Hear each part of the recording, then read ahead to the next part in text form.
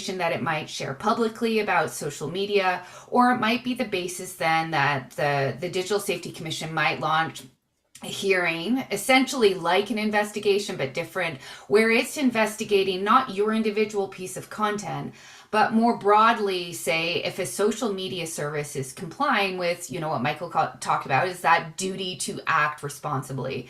And that duty involves taking adequate measures to mitigate the risks of exposure to the harmful content, to exposure to, say, hate speech, to content that advocates genocide.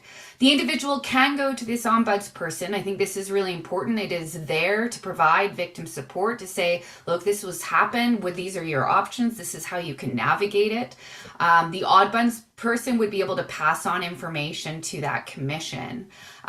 Also, the Digital Safety Commission, a major part of their mandate is education and research supported by a digital safety office. So part of this is taking the data that they get from these companies and saying, okay, where do we go from here? What do we know about the landscape of what's going on? What are the next steps more broadly about supporting Canadians in addressing these types of harmful content?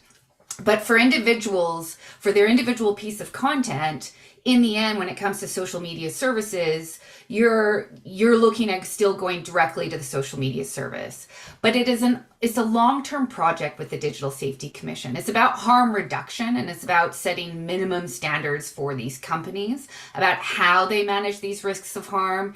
And so hopefully, if this is working at harm reduction, the goal would be that you're going to see better standardization about how this is managed by social media services. Again, you can go to law enforcement. I have many concerns about the criminal code provisions, like Michael, that we can dig into. Or you can go to the Human Rights Commission. I think that reintroducing Section 13 was always going to be controversial. I think that some important steps have been taken to narrow the scope of it, a much clearer definition of hate, the ability to dismiss complaints, to be able to impose costs on parties that are frivolous and vexatious in the complaints that they make. I take seriously, though, Michael has commented separately on a panel with me about the concerns of weaponization of that process. And what I have been trying to mull are what are ways that that can be contained, because there's an important access to justice element to being able to go to the Human Rights Commission. The last point I'll make is about the regulatory structure of the Digital Safety Commission. I don't have the concerns that Michael has about the structure of the commission itself. I think that there is oversight through the ordinary processes through the federal court. We need a commission that has the power to investigate, the power to impose fines.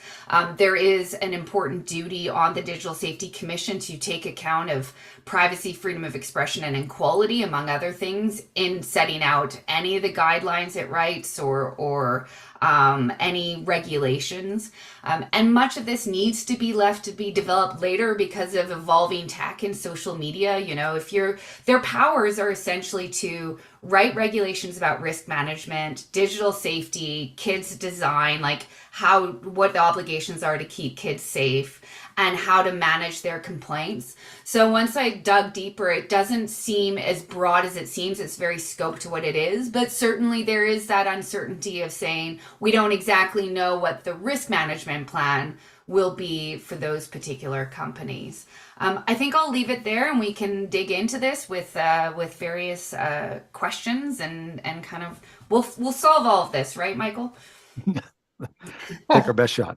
Yeah, thank you. So quick question, just so to help me understand a very tactless, concrete thing. So I see something on Twitter that I think is very hateful.